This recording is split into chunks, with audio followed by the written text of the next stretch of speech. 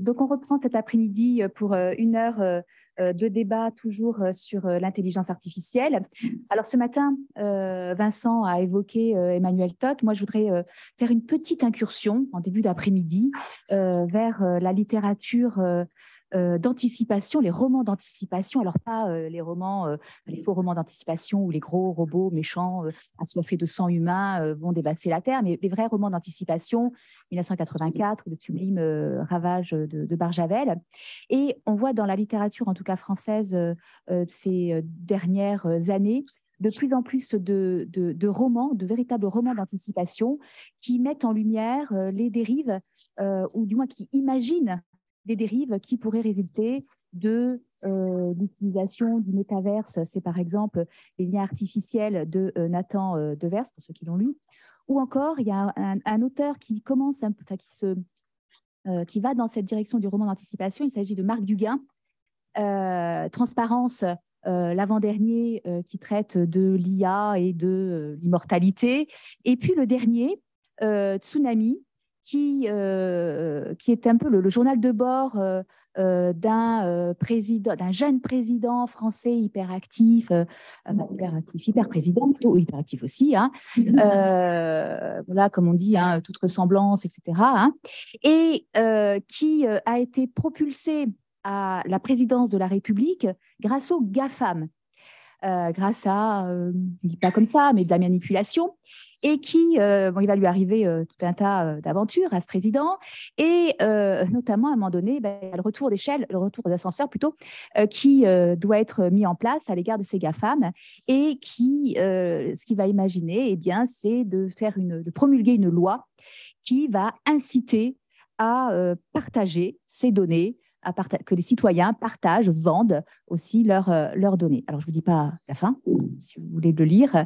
C'est Tsunami, un superbe roman. Et on parlait d'éducation tout à l'heure. L'éducation, elle se fait aussi par ce biais-là de la littérature qui nous conduit aussi à nous interroger sur ces phénomènes.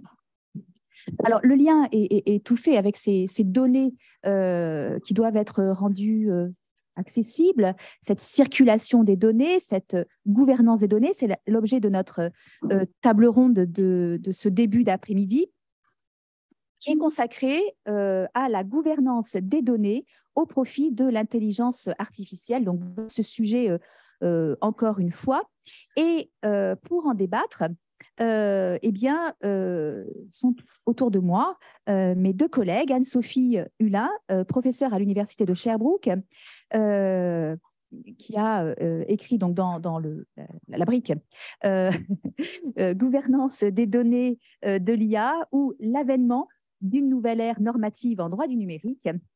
Et à ma droite, Mouna Mounsif Moungage, qui est maître de conférence à Saint-Étienne, et sur un intitulé d'article, je ne sais pas si vous êtes concerté, mais qui résonne aussi avec le précédent, le règlement sur la gouvernance des données ou l'émergence d'un modèle européen. Alors, donc on a des titres qui se répondent parfaitement. Et quand on lit aussi vos deux textes, on voit qu'il y a aussi beaucoup de coordination et de points communs. Alors, chacune, vous allez avoir 10 minutes. Et là, je regarde Valère, tu es mon modèle. Hein. Je vais être intraitable parce que j'ai un avion, donc moi, tout à l'heure. Donc, 10 minutes. 12 peut-être, hein, si on peut négocier. Donc, 10 minutes chacune pour présenter votre texte. Alors, on va commencer par toi, Anne-Sophie, qui va mettre en lumière le contexte du DGA et sa portée technique.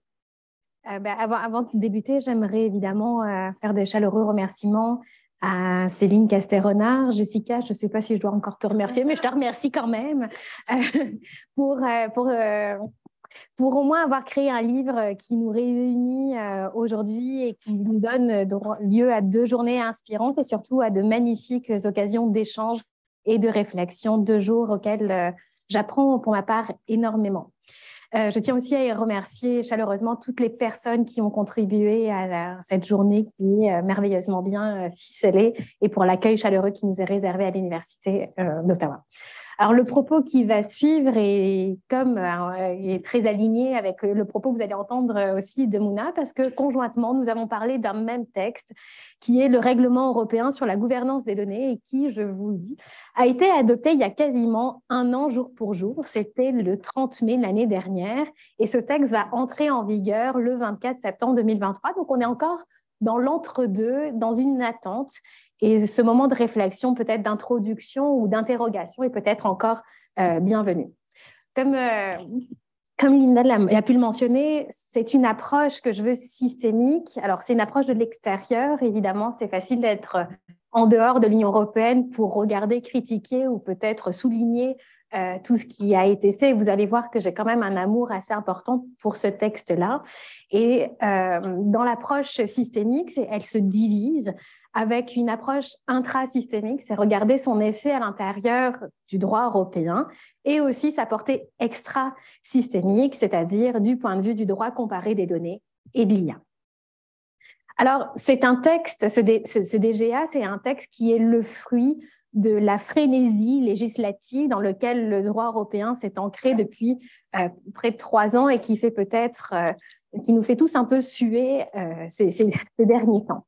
C'est un texte qui opérationnalise la stratégie des données qui, je vous le rappelle, date de février 2020, au cours de laquelle la Commission européenne a annoncé sa volonté politique et donc très stratégique, je fais un petit clin d'œil comme ça à Brunesen, de réaffirmer un leadership, ou peut-être tout simplement d'affirmer un leadership économique européen basé sur l'économie des données et un leadership alternatif parce que en réponse à ce qui se fait ailleurs dans le monde, et ailleurs dans le monde, c'est ces 2 concurrents principaux de l'Union européenne que sont les États-Unis et la Chine.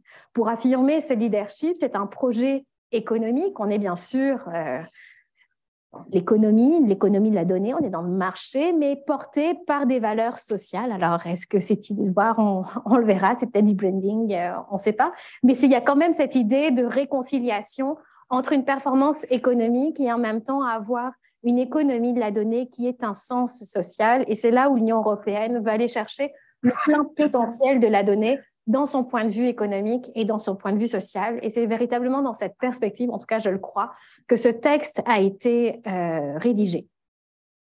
Alors, pour s'emparer justement de ce plein potentiel de la donnée autant au plan économique et social, l'Union européenne, elle va tenter de structurer, ou je vais dire plutôt de décupler aussi, les modalités de partage des données grâce à une plus grande utilisation des données secondaires, comme va le permettre le DGA.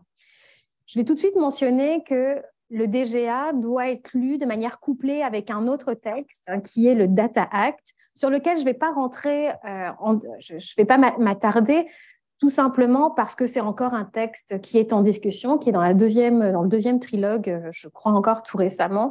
Et donc, à ce stade, mieux vaut la prudence parce qu'il fait l'objet de discussions qui sont très sensibles à plein d'égards.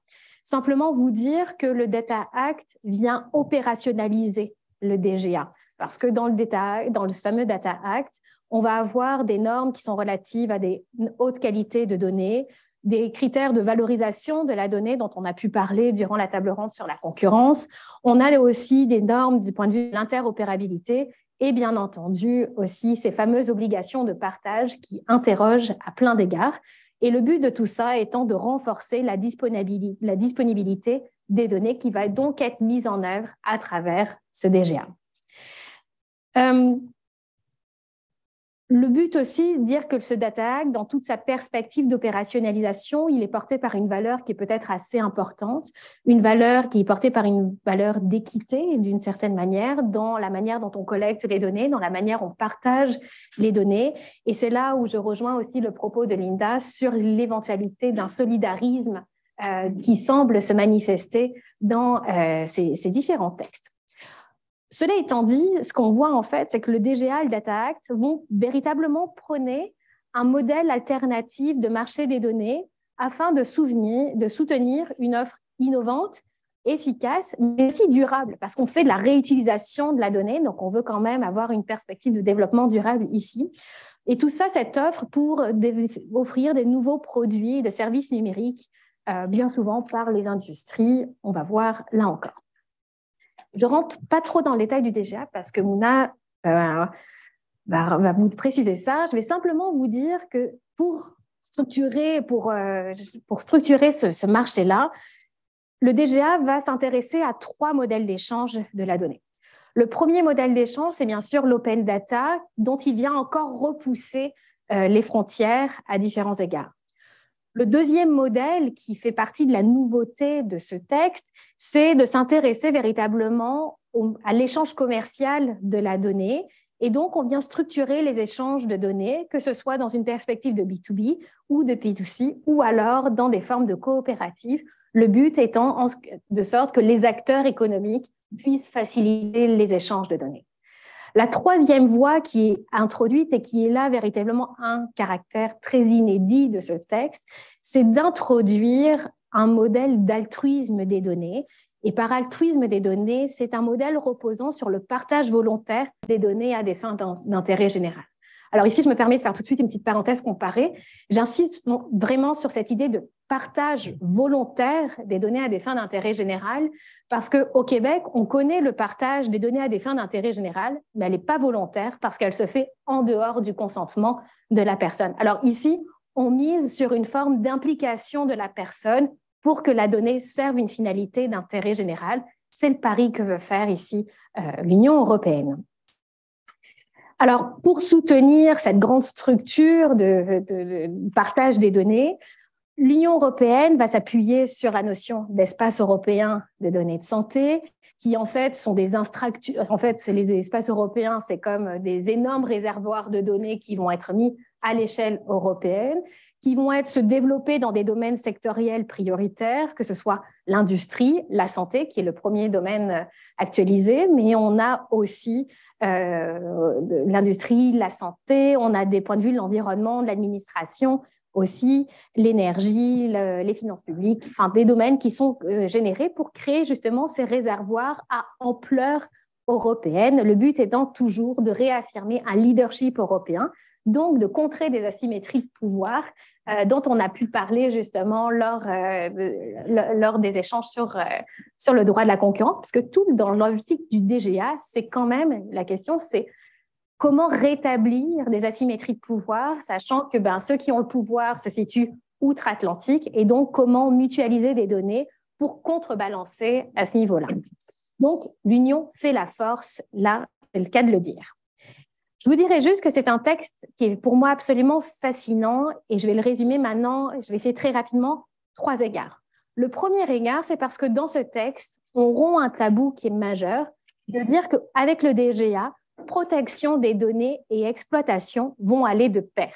Et ça, c'est un tabou. Au Québec, on n'en est pas là. On a encore des lois. Notre réforme, elle date d'il n'y a même pas 1 an. C'est une loi de protection. L'exploitation, elle est regardée comme Valérie rétro-centennage. C'est comme, j'exagère un peu, mais on n'est pas encore dans l'idée de synergie entre les deux. C'est vrai que dans le RGPD, on avait déjà, l'idée de l'exploitation de la donnée était déjà présente, mais là, on remonte l'équilibre, c'est-à-dire qu'avec le DGA, on veut véritablement faire en sorte d'une réconciliation entre la protection et l'exploitation. Donc, il y a quand même un changement de paradigme qui se pose ici. Pour ce faire, ce changement de paradigme, la clé de voûte ici, ça va être bien sûr la confiance dont on va pouvoir reparler, et c'est comme ça qu'on va pouvoir légitimer cette nouvelle synergie que l'on va pouvoir mettre en place.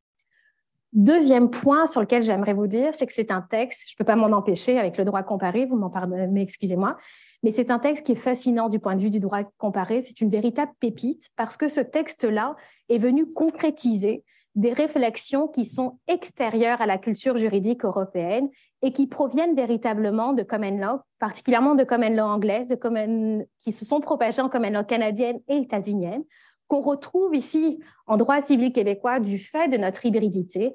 Et ici, je vise la notion de data trust qui a éminemment influencé la rédaction de ce texte, et notamment l'un des rédacteurs de ce texte n'est autre que Paul Nemitz, qui est un acteur qui a travaillé justement sur le data trust.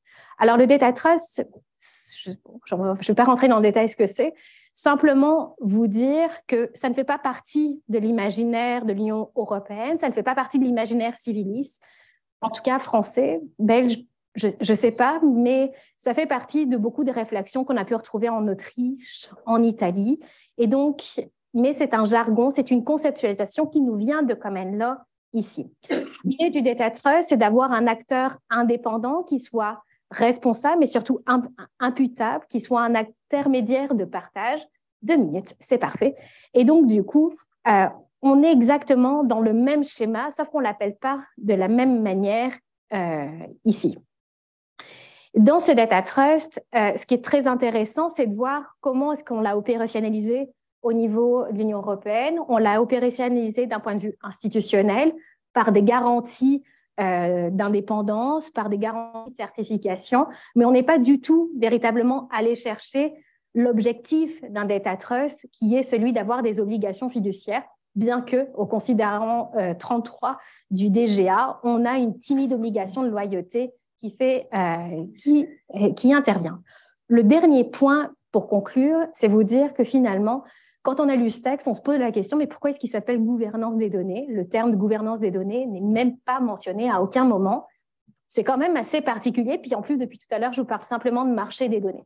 Mais en fait, c'est un texte de gouvernance des données et on le comprend que si on le couple avec le règlement sur l'intelligence artificielle, qui, dans son article 10, pose des exigences de gouvernance des données et notamment qui pose des exigences de qualité de la donnée que l'on ne peut atteindre que parce qu'on a des jeux volumineux et qualitatifs de données. Et pour ça, il faut s'appuyer sur le DGA ici. Alors, finalement, pour résumer, vous dire que ce DGA, il crée une synergie entre protection et exploitation des données, mais surtout, le DGA va s'ériger comme un des premiers maillons de l'encadrement de l'IA en s'intéressant à la qualité des données qui vont permettre justement d'entraîner, de faire des tests de validation et de l'exploitation de l'intelligence artificielle. Donc, ce texte, finalement, ce qu'il relie, c'est la gouvernance des données et la gouvernance de l'IA, et la confiance numérique va en être complètement le fil d'Ariane. Je vous remercie. Merci beaucoup, Anne-Sophie. Alors, on a bien perçu ton amour du texte, un texte fascinant, une pépite, hein, si je reprends les termes. Alors, Mona, est-ce que tu partages ce même sentiment d'amour envers le DGA? Non, l'amour est une chose complexe, hein, donc je n'irai pas sur ce terrain-là quand même, vu ma situation personnelle. Je pense que je ne peux pas m'exprimer sur l'amour, mais je peux essayer quand même de donner quelques remarques sur ce règlement, sur la gouvernance des données. Mais d'abord, je ne sacrifierai pas à cette tradition qui m'est très chère de remercier, parce que ce n'est pas simplement une tradition, mais c'est vraiment une volonté appuyée de remercier Céline de cette opportunité que tu m'as donnée, que tu as donnée aussi à ma famille, de venir au Canada, de nous donner cette occasion de phosphorer ensemble dans une ambiance bienveillante, ce qui permet de s'épanouir totalement, et je t'en remercie. Merci aussi parce que c'est une belle occasion de revoir des amis. Cher Florian, je te vois là. Florian, notre histoire, c'est pas une déclaration, notre histoire a commencé en 2019 et je suis ravie qu'elle continue encore. Cher Brunsen, je t'ai rencontré il y a quelques temps à Rennes et je continue à te revoir dans des espaces privilégiés et j'en suis fort contente. Et puis aussi, c'est l'occasion de belles rencontres, je dirais même de coups de foudre intellectuels, bien sûr, mais de coups de foudre avec des collègues que je rencontre et avec lesquels j'ai beaucoup de plaisir à échanger. Alors, sur la question de la lecture du règlement et puis plus globalement sur la lecture que l'on peut avoir des actes, des différents actes en matière d'intelligence artificielle et plus globalement en matière de numérique. La première chose que j'essaye de faire très modestement, c'est essayer de réduire le niveau de bruit. Ce fameux bruit que l'on connaît notamment en imagerie, ceux qui font l'imagerie en informatique réduisent le niveau de bruit afin que l'image soit plus visible, plus nette. Et c'est ce que j'essaye de faire et que je n'arrive pas tout le temps à faire parce qu'il y a beaucoup de bruit, pas pour rien, mais beaucoup de bruit autour des questions relatives à l'intelligence artificielle. Alors, pour parler des données et plus globalement de ce qu'implique la révolution en matière de numérique, j'aimerais commencer mes propos sur le fond par une référence à un professeur qui a marqué mon esprit, et je pense le vôtre peut-être, c'est Delmas Marty, le professeur Delmas Marty, qui nous a quittés il n'y a pas très longtemps, qui, dans un cours au Collège de France sur le sens et le non-sens de l'humanisme juridique, faisait référence, et pardon, je vais nécessairement écorcher ses propos, à l'idée qu'on pouvait répondre aux innovations technologiques par des innovations juridiques, mais qu'il était très difficile de penser à un droit évolutif.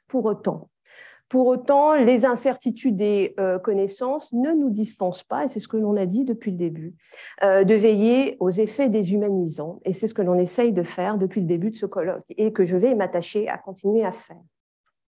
Alors, ces données, c'est une sphère, la sphère des données, comme le dit Jean-Sylvestre Berger, pardon. Ces sphères de données sont comprises comme un nouvel espace qui est tiré de la fameuse technosphère. Et quand on envisage le règlement sur la gouvernance des données, il faut avoir en toile de fond ce paysage-là. La gouvernance des données, mais ça a été dit, a pour objectif, je dirais, de préparer ces espaces européens des données, et notamment l'espace européen des données de santé. Cette gouvernance des données a aussi pour objectif de donner du carburant à l'intelligence artificielle. Il faut bien quand même nourrir ces algorithmes. Et c'est dans cette perspective-là qu'il faut comprendre la démarche qui est adoptée par l'Union européenne. Alors, sans revenir à des marottes, parce que nous avons tous des marottes, je commence toujours mon propos par me dire, mais que fait l'Union européenne? Comment adopte-t-elle ces règlements? Et quelles compétences elle active? Alors, je recommence, je dis toujours la même chose. La compétence sur laquelle elle s'est appuyée, c'est l'article 114 du traité sur le fonctionnement de l'Union européenne et donc le fonctionnement du marché intérieur, ce qui ne résout pas la question de la compétence des États et de la marge d'appréciation qu'ils ont dans ce règlement, mais j'y reviendrai un peu plus tard. Une fois que l'on a dit ça, qu'est-ce que l'on dit? Eh bien, on regarde un peu ce que dit l'Union européenne et les institutions de l'Union européenne dans les considérants. Vous avez remarqué que les considérants des règlements sont de plus en plus longs. On peut passer une journée déjà à lire les considérants et ensuite on passe aux dispositions. C'est particulièrement éclairant parce que c'est toute l'histoire du règlement que l'on lit là, la substance est là, et puis après on lit les dispositions plus ou moins techniques, mais le révélateur est là et c'est une bonne clé de lecture. Alors quand on commence par le premier considérant, il y a tout, hein. Il y a le marché, il y a les données qui vont être disponibles, il y a les grandes valeurs, enfin, on y retrouve tout, c'est merveilleux. Alors après, quand on regarde un peu plus les dispositions, ça devient un peu plus sport à lire, un peu plus technique et il faut s'accrocher pour essayer de comprendre. Et ça a été le fil directeur que j'ai essayé de tenir parce que quand on essaye de lire ce règlement et d'y plonger, je dirais que l'inconvénient que j'assume totalement, c'est la description. Je me suis parfois laissé emmener par une forme de description et peut-être qu'il y aura un acte 2 qui me permettra justement de reprendre mon souffle et de revenir un petit peu sur les éléments essentiels pour éviter ce prisme descriptif. Mais si on regarde un peu, et c'est vrai dans d'autres dispositions adoptées en matière de numérique, l'idée c'est de trouver un équilibre précaire ou difficile entre ce que l'on souhaite en matière d'innovation, comment on va stimuler cette innovation en permettant le partage, et d'autre part, comment on va assurer un niveau de confiance. Mais la question, c'est la confiance de qui, pourquoi.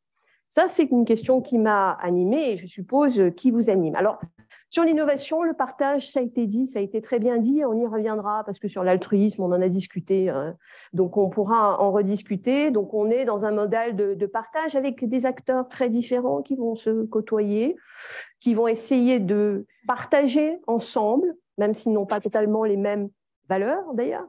On a le secteur public, le secteur privé, les organisations scientifiques qui sont d'ailleurs distinguées. Et puis, au milieu de ça, on a les individus qui vont essayer de se dépatouiller avec ce système en mettant plus ou moins à disposition leurs données. Tous ces acteurs-là, et ça a été dit un petit peu hier, sont des gardiens. Ils vont mettre à disposition et puis il y a des intermédiaires qui vont faciliter cette mise à disposition. Et ces acteurs, ils sont détenteurs d'une richesse, on l'a compris ça. Cette richesse qui est essentielle, qui est renouvelable, ça a été dit, contrairement à d'autres richesses qui ne sont pas renouvelables, dispose d'infrastructures qui sont essentielles. Nous connaissons cette notion d'infrastructure essentielle en droit de la concurrence. On pourrait même les qualifier peut-être d'infrastructures critiques si on réfléchit à des questions de souveraineté. Et dans cette mécanique, eh bien, ces acteurs-là sont obligés d'échanger et pour manipuler cette richesse. Bon. Mais le deuxième temps, important, parce qu'effectivement, il me reste moins de 2 minutes, le deuxième temps, c'est la confiance. Et je disais la confiance de qui? On pourrait graver frontispice, cette fameuse confiance qui est martelée dans beaucoup de textes, et pas uniquement dans le texte relatif à la gouvernance des données. On retrouve en intelligence artificielle, ayez confiance, d'accord, mais à quel prix et comment? Alors, on va le dire. On le dit parce que cette confiance, elle dépend de 2 choses que j'ai essayé de mettre en lumière, de manière pas toujours satisfaisante d'ailleurs. La première chose, c'est la confiance pour les individus qui doivent être sûrs qu'on ne mélange pas tout, que la frontière entre les données personnelles et non personnelles, ce qui sera partagé et pas partagé, ou ce qui sera partagé avec leur consentement, soit bien assuré. Et ça, ce sont des éléments qui ont été mis en lumière, des red flags qui ont été pointés du doigt par le comité européen de la protection des données, par la commission liberté du Parlement européen, et il y a eu des évolutions d'ailleurs, les phases de relecture de l'article, Céline m'a permis d'aller voir et donc de réécrire les parties qui ont fait l'objet d'évolutions, et on voit effectivement que ça a été pris en compte. Donc, la frontière et les éléments de protection des données personnelles ont été pris en compte, de manière satisfaisante ou pas, je ne saurais le dire, il faudra voir au moment où ce sera véritablement appliqué, j'en suis incapable de vous dire. Et puis l'autre système dit de confiance, c'est la confiance dans la manière dont les autorités ont été mises en place et leur degré de contrôle.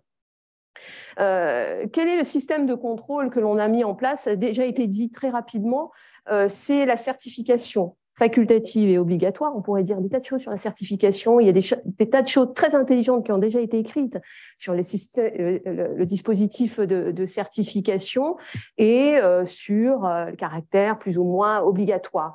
J'aimerais juste dire que ce processus de certification et sur le recours à la norme, ça fait penser un peu à ce qui se passe en matière de dispositifs médicaux. Ayant travaillé sur cette question-là, on a un processus de certification avant de mettre sur le marché, et l'objectif de ce règlement sur les DM, c'est la même chose. C'est d'innover, permettre l'innovation des DM, mais aussi assurer un système de confiance, et donc on trouve ce compromis par un dispositif de certification. Puis la dernière chose, vraiment, c'est qu'on a différents niveaux de contrôle, des organismes de certification au niveau des États. Et là, la question, c'est comment les États vont s'en emparer. Et dans chaque État, on pourra imaginer qu'il peut y avoir des différences. Et donc là, il faudra contrôler et avoir une approche horizontale. Et puis, à un niveau méta, mais comme d'habitude, là aussi, c'est la même chose en matière de DM, un comité européen qui sera là pour superviser. Mais le degré de supervision, ça, je demande à voir. Merci. Merci beaucoup pour ces premiers commentaires très enrichissants, et merci d'avoir respecté le timing parfaitement.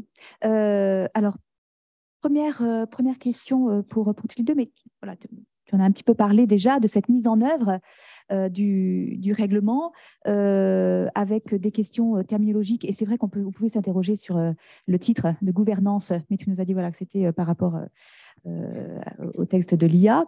Donc, les enjeux de mise en œuvre sur un plan institutionnel et sur un plan, on va dire, opérationnel, la terminologie est importante, les institutions. Alors, qui voudrait commencer sur ce focus, sur le mode opératoire? Alors, peut-être, j'ai dit que j'aimais beaucoup ce texte-là. Je l'aime en tant que chercheur, d'une certaine manière, parce qu'il est inépuisable. Et je pense que comme beaucoup de personnes qui l'ont lu peut-être dans sa première version, ça a été une incompréhension totale de savoir qui sont les acteurs, de quoi on parle, les intermédiaires de partage. Et entre la première version et la version finale, heureusement, ils ont fait un effort de clarification, mais d'un point de vue jurilinguistique, c'est assez fascinant parce que c'est comme un nouveau vocabulaire qui a été ces intermédiaires de partage des données. Enfin, tout est problématique à plein d'égards dans ce texte-là. Ça, sur la terminologie, il y a évidemment, si on poursuit dans la question jurilinguistique, il y a la question des différentes versions qui, je crois, est quand même assez problématique. Si on regarde dans les traductions, tout n'est pas traduit de la même manière. L'un des exemples que j'ai, c'est notamment il y a la traduction de l'intérêt général, qui est une question récurrente, mais ça, une question récurrente en droit européen de manière générale, comment est-ce qu'on traduit ça? Mais il y a la question de cette obligation de loyauté qui est mentionnée au considérant 33, qui, dans la version française, est un devoir, donc ce n'est pas une obligation, c'est un devoir de loyauté. On passe dans la version anglaise, on a fiduciary obligation, juste au singulier. Puis si on passe dans la version italienne ou la version allemande, là, on nous parle, je ne pourrais pas vous dire dans ces langues-là, mais on passe de obligation fiduciaire, mais au pluriel. Et les cadres conceptuels de tout ça, on ne parle pas du tout de la même chose quand on parle de devoir de loyauté, quand on parle d'obligation fiduciaire. Et puis là, ça nous renvoie encore à des incidences que l'on a en common law, de savoir c'est quoi les obligations fiduciaires qui est un pan à part entière. Donc, il va quand même y avoir des divergences d'application, c'est évident, de compréhension à ce niveau-là. La deuxième chose sur laquelle, après, j'ai laissé la parole à Mouna là-dessus, c'est l'opérationnalisation de ce texte-là. Moi, je trouve que symboliquement, il est fantastique, ce texte-là, sur l'altruisme des données, sur les intermédiaires de partage, mais je me demande qui vont être les intermédiaires de partage. Est-ce qu'il va vraiment y avoir de l'altruisme des données? Donc, est-ce que c'est une utopie juridique qui est devenue un texte européen? Peut-être, je ne sais pas, mais j'attends en tout cas de voir sa mise en œuvre et c'est là l'un des plus gros enjeux, je crois, encore. Alors, évidemment, je n'ai pas de réponse, hein, mais c'est vrai que quand on en a discuté, c'est un peu un groupe de parole là aussi, c'est important de partager son désarroi. C'est vrai que j'ai du mal à incarner, voir qui va être derrière ces ensembles de partage de données, comment ça va se mettre en musique. On pourrait même penser, on parle de modèle, mais un modèle juridique, mais quel est le modèle économique derrière? Comment ce sera mis en œuvre? Une lecture économique, on en parlait, hein, de la nécessité d'avoir aussi une lecture économique. On dit que c'est une valeur, très bien, mais moi j'aimerais discuter avec des économistes sur quel est l'équilibre, quel est le modèle qu'il y a derrière dans ce règlement sur la gouvernance des données qui va vouloir avoir envie de se mettre comme intermédiaire des données, quelle rétribution il aura, comment ça va fonctionner. Ça, c'est la première chose.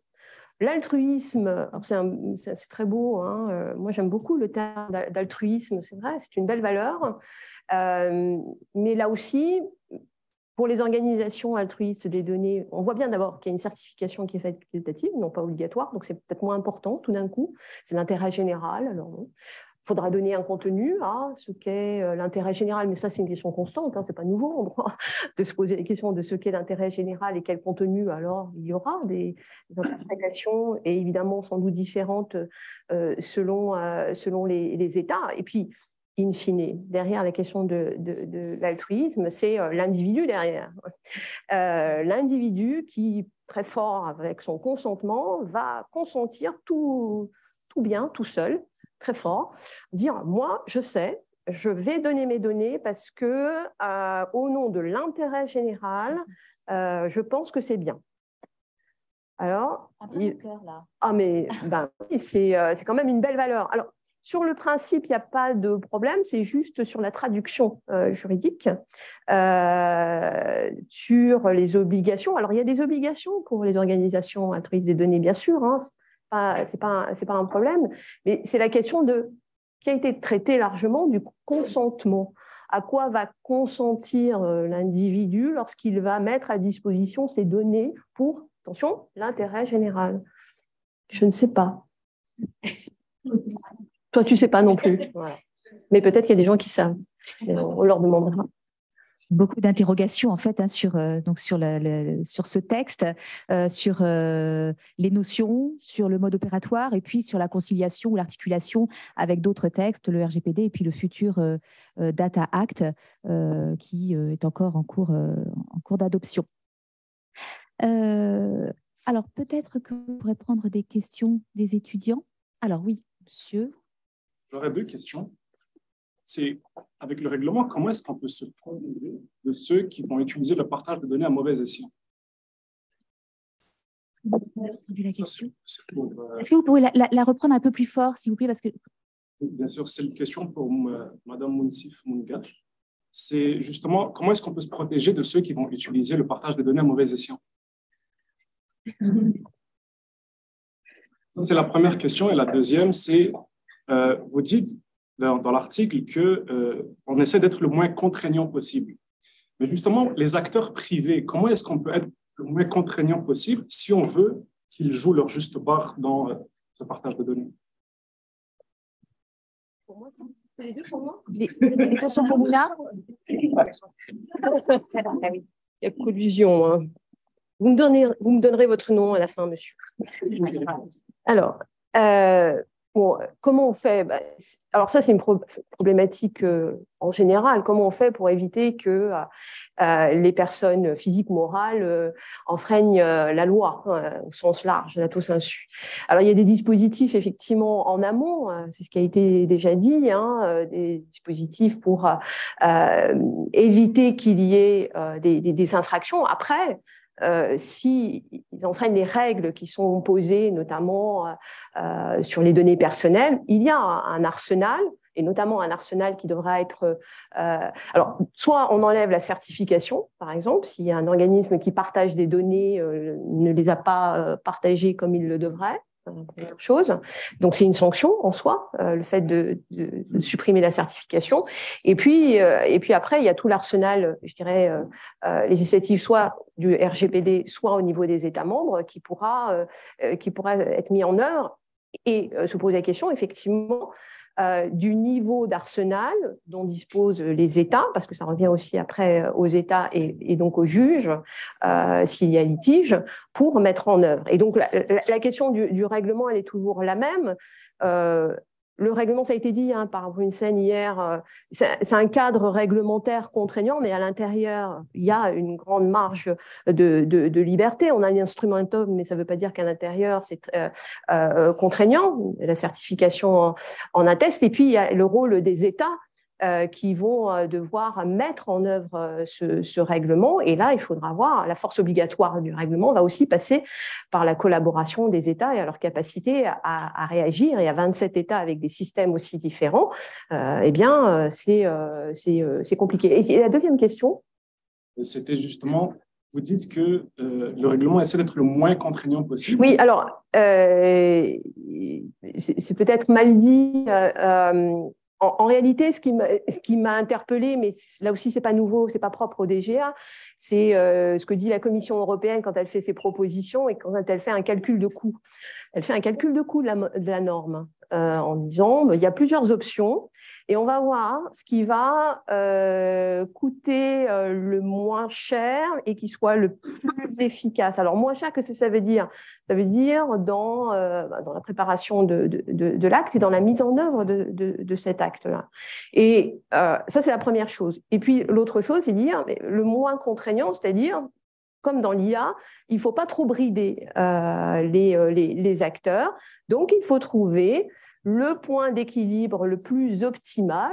Bien sûr qu'on peut critiquer sans problème, le point d'équilibre le plus optimal avec le niveau de contrainte suffisant pour protéger, pour pas brider l'innovation et pour protéger. Et il y avait plusieurs options, je ne sais plus, je crois qu'il y en avait 4 options qui étaient visées, et c'est l'option 3A, je crois, que l'on a choisie, c'est ça, hein, c'est l'option 3A que l'on a choisie, qui était suffisamment contraignante, qui allait jusqu'à la certification et certification obligatoire. Voilà.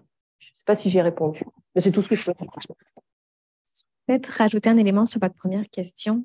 Ce qui est très important dans ce texte, c'est qu'il y a quand même, pour se protéger au mauvais escient, c'est qu'on cherche à éviter tout de suite le conflit d'intérêts dans l'usage des données. Et il y a différentes dispositions qui agissent dans cet intérêt-là, notamment dans l'usage des données, c'est-à-dire que l'intermédiaire ne peut pas utiliser les données autres qu'à des fins du partage des données de l'intermédiation, et notamment toutes les métadonnées qu'il va pouvoir collecter ne peuvent être utilisées que pour l'amélioration du service d'intermédiation. Ensuite, le conflit d'intérêts, c'est là où je reviens sur mon point par rapport des data trusts, c'est qu'il n'est pensé que ce conflit d'intérêts, il est pensé essentiellement d'un point de vue institutionnel, c'est-à-dire qu'on va garantir que le service d'intermédiation ou que l'organisme altruiste soit un acteur indépendant d'un point de vue institutionnel, donc une entité à part entière. Mais à aucun moment, on ne contrôle la manière dont il agit directement. Donc, sauf un seul moment, c'est quand, si jamais l'opération de partage porte sur des données à caractère personnel, là, on dit, l'intermédiaire de partage, tu dois agir dans l'intérêt de la personne concernée, donc tu prends parti dans la préservation parce qu'en fait, tu vas être l'acteur de mise en effectivité des droits qui sont prévus par le RGPD. Donc, on va se reposer sur le conflit d'intérêts, la mise en œuvre du RGPD, des garanties institutionnelles, mais on n'a pas cette texture que l'on a dans les data trusts de dire on va regarder la manière dont vous faites les choses. C'est pour ça que j'insiste beaucoup sur cette obligation de loyauté qui a été laissée au rang de considérant et qui est dommage parce que plus que jamais, si on veut des intermédiaires indépendants et imputables, c'est parce qu'on veut avoir une certaine manière d'agir, une manière de confiance. Et pour ça, il faut des obligations spécifiques, ce que le DGA ne prévoit pas. Alors, une autre question. Merci beaucoup.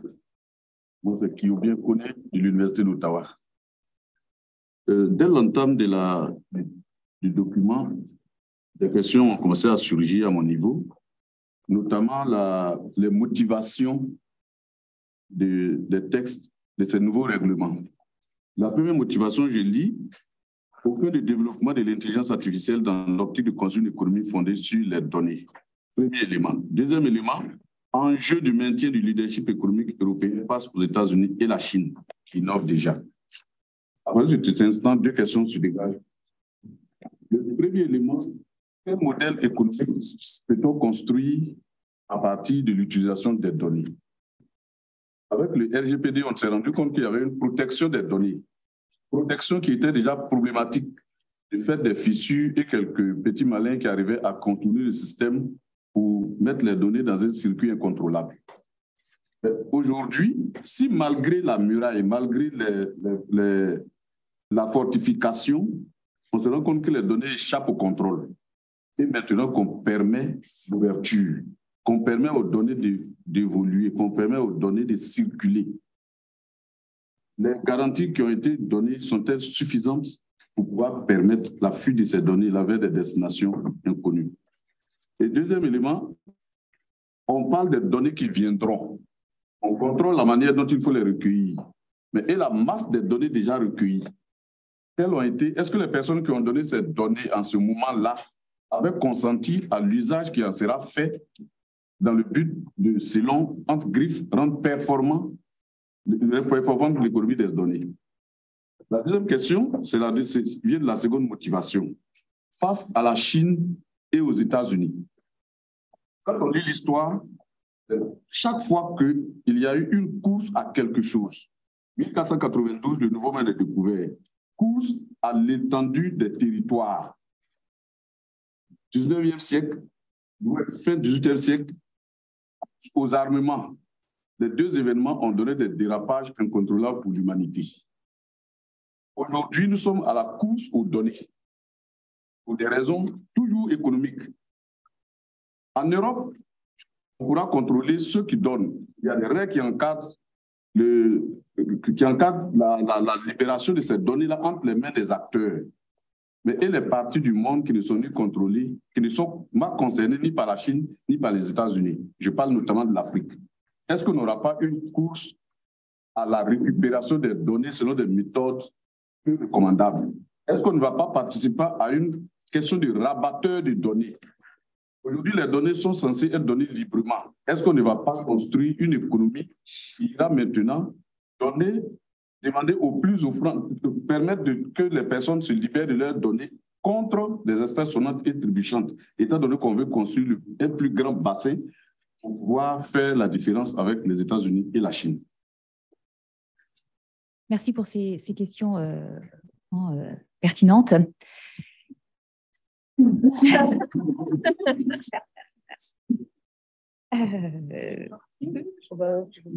je continue. Alors, je vais tenter de vous répondre, cher monsieur. Je pense que vous pointez du doigt quelque chose qui est important, c'est l'articulation de ce texte avec le RGPD, qui est l'une des critiques principales qui est faite dans sa mise en œuvre, en fait. Parce que dans la déclaration de principe, c'est sûr que le RGPD arrive régulièrement, puis tout le texte a été construit pour, c'est pas tant contourner les règles du RGPD, mais pour abaisser les réticences au partage de données par la construction d'un écosystème de confiance du partage des données. Et pour faire ça, cet écosystème de confiance, on fait le pari que ça se réalisera par des intermédiaires indépendants, soit qui vont mettre en relation des entreprises et des consommateurs ou à des visées altruistes. Donc, il y a une volonté d'écosystème de confiance. Ce qui me ramène au point sur le fondement et les objectifs de ce texte. On ne va pas se mentir, tu l'as très bien dit, c'est 114 du TFUE. Là, on est dans une logique de marché. Je veux dire, bien sûr, mais c'est une logique de marché avec cette idée quand même qu'on va respecter les valeurs, les principes et les valeurs de l'Union européenne. Donc, c'est comme une voie alternative, mais dans tout ça, c'est une stratégie de la donnée. Donc, comme l'avait dit aussi Brunessel, on est dans la survivance de l'Union européenne. Là, elle joue sa peau d'une certaine manière en fondant son économie de la donnée. Elle cherche un nouvel moyen d'exister, de se repositionner, puis juste, par rapport à ses concurrents qui utilisent les données sans les mêmes valeurs. Donc, c'est cette fameuse troisième voie que l'Union européenne va réessayer de mettre en œuvre ici. Donc, ça reste un modèle économique, peut-être un modèle économique alternatif. Dans le domaine de la santé, on pourrait en parler, mais l'Union européenne mise à peu près tout sur le DGA et l'espace européen des données de santé pour pouvoir rénover sa politique de la santé ou l'amener, ou en tout cas faire preuve d'innovation en termes de produits et de services de santé, mais on reste toujours en produits et services malgré tout. Donc, la logique reste bien une logique de marché. Vous voulez intervenir, Brunessel? Juste une observation sur la base géopolitique du marché intérieur de l'article 114 TFUE, c'est qu'en fait, il n'y a pas le choix non plus. Il n'y a pas aucune compétence en matière numérique transférée à l'Union européenne, à part l'article 16, qui est fondé sur la double base juridique. Mais parce que moi, sur le côté, par rapport au terme de gouvernance, c'est ce que tu disais tout à l'heure, je ne sais pas comment le terme marché unique des données, circulation des données, n'apparaît pas trop. Il était utilisé au départ. Évidemment, je me demande s'il n'y a pas, alors je ne veux pas être irénique, mais c'est une logique de partage et de circulation. Je ne sais pas si c'est un peu le sentiment. C'est vrai que c'est troublant que le terme n'apparaisse pas. Et ça montre peut-être une ambition, parce que le côté marché unique des données, ça ne colle pas trop. Mais tu as raison. D'ailleurs, on a espace européen. C'est quand même, on a changé le terme, mais ce qu'on parle, c'est autre chose. Et autre chose, il y a comme une nouvelle sphère conceptuelle qui a été pensée pour cette. Je reprends, il y a cette idée d'espace européen qui s'est substituée complètement à l'idée de marché qui n'apparaît pas. Mais gouvernance, et quand tu parles de gouvernance des données, tu parles quand même de quelque chose d'assez précis, de l'ensemble des décisions qui sont prises vis-à-vis des données et bien souvent dans une hypothèse, certes, de protection, enfin, même pas de compliance, on va dire, et en même temps de qualité des données. Alors, là, ce qu'on fait, c'est de la circulation de données. Donc, vraiment, je ne crois pas qu'il soit là l'enjeu de la gouvernance en tant que telle, mais on le comprend que si on le rattache, je pense, à l'IA Act d'une certaine manière, pour comprendre que dans tout ça, il y a quand même une optique de qualité de la donnée pour entraîner les IA. Et l'objectif de tout ça, c'est quand même que l'Union ne se rattrape pas sur les données, mais elle se rattrape sur l'IA. Alors, quand je parlais de la compétence et marché, je n'estime pas que c'est un vilain mot non plus. Hein. Enfin, j'en suis pas là. Effectivement, hein, la compétence d'attribution, elle fait comme elle peut, hein, l'Union européenne, avec ce qu'elle a, étant entendu qu'elle a, à d'autres égards, su s'extraire de cette compétence marché, entre guillemets, même si elle s'est fondée sur l'article 114, elle est allée beaucoup plus loin. Et effectivement, le cap donné sur la notion d'espace qui est fascinante en réalité et qui, comment dire, montre une stratégie beaucoup plus globale, presque une politique publique, alors sans aller peut-être jusque-là, qui dépasse les notions de circulation. Parce que la question de la libre circulation, on la retrouve dans le règlement sur la libre circulation des données non personnelles. C'était présent dans le texte et effectivement, on parle moins de liberté de circulation et de plus de mise en partage, de coordination, de rapprochement. Donc, je pense que dans la démarche et dans le niveau d'intégration, si on doit parler en européaniste, le niveau d'intégration est beaucoup plus affirmé ici que quand on avait ces règlements, d'autres règlements sur la liberté de circulation stricto sensu. Maintenant, sur la question de l'Afrique, effectivement, c'est une autre partie du monde qui doit aussi s'organiser. C'est pas l'objet du règlement sur la gouvernance des données. Ça n'empêche pas, effectivement, d'avoir des comportements qui soient totalement préjudiciables et que l'on doit contester. Mais ce n'est pas l'objet du règlement sur la gouvernance des données. Il pourrait y avoir effectivement d'autres instruments ou d'autres possibilités d'agir sur ce domaine-là, mais ce n'est pas l'objet du règlement. Vous voulez poursuivre peut-être? Oui. Sur ce point, je veux dire, si par exemple il y a un intermédiaire de données qui a son serveur logé dans l'espace européen, ou bien des données sont utilisées dans l'espace, qu'ils sont collectés en dehors de l'espace. Est-ce que les règles de la collecte de ces données sont différentes des règles de la collecte des données par le même opérateur dans l'espace européen? Oui. Une société dont le siège est dans un État de l'espace européen et qui se donne comme intermédiaire de données, c'est-à-dire qu'il les collecte et qu'il les met à disposition de ceux qui doivent les utiliser aux fins économiques.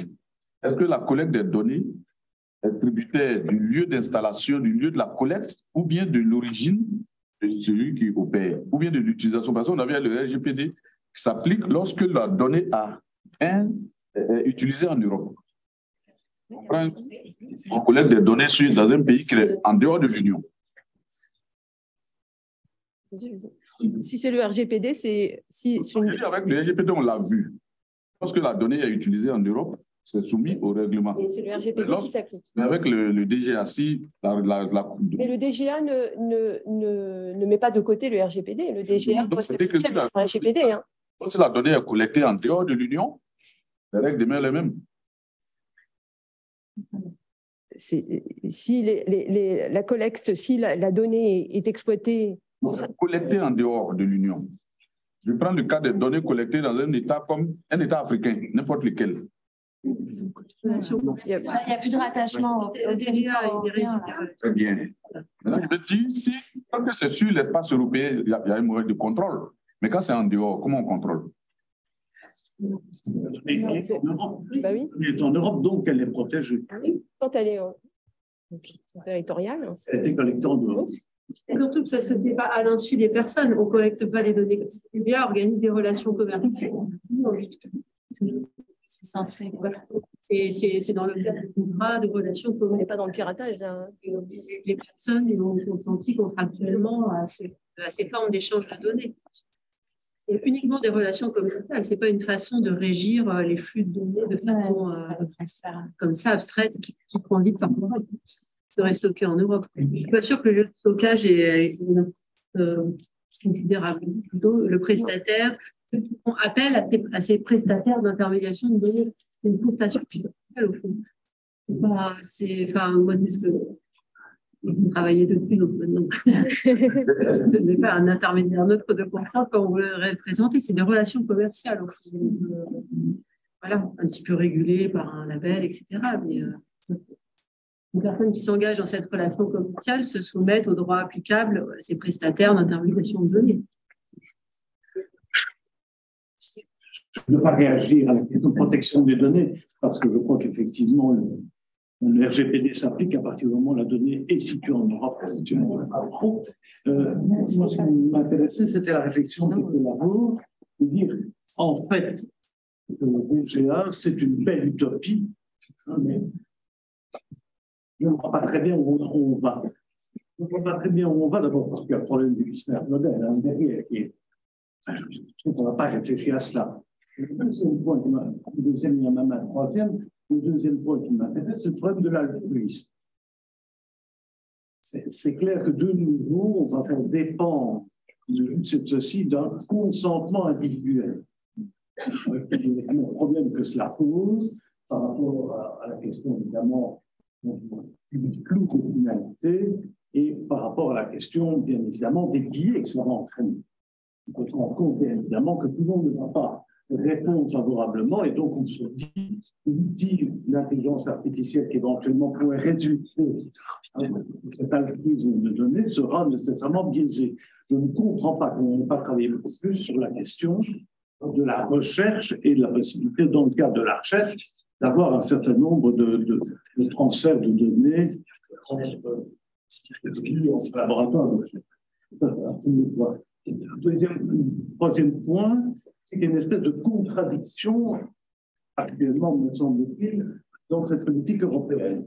Donc, cette politique européenne, elle protège à fond ce qu'on peut appeler l'appropriation des données. Elle protège à fond l'appropriation des données. Il n'y a pas simplement le problème de la protection de la vie privée, mais il y a également, en matière de propriété intellectuelle, un certain nombre de garanties qui sont rappelées. Attention au secret des affaires, attention à la propriété intellectuelle. Heureusement, dans le Data Act, on a mis un peu en cause les droits sous les génériques en matière de données, mais dans le cas, c'est pas mis en cause.